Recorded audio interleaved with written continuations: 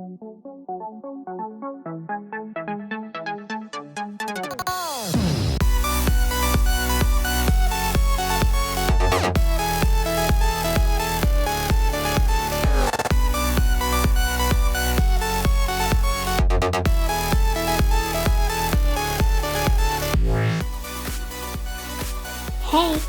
dreaming about your favorite cartoon character living in the same house with you every day?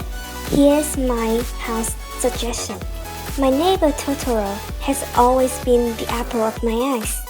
So when you walk into my house, the first thing you notice obviously would be Totoro, the main character.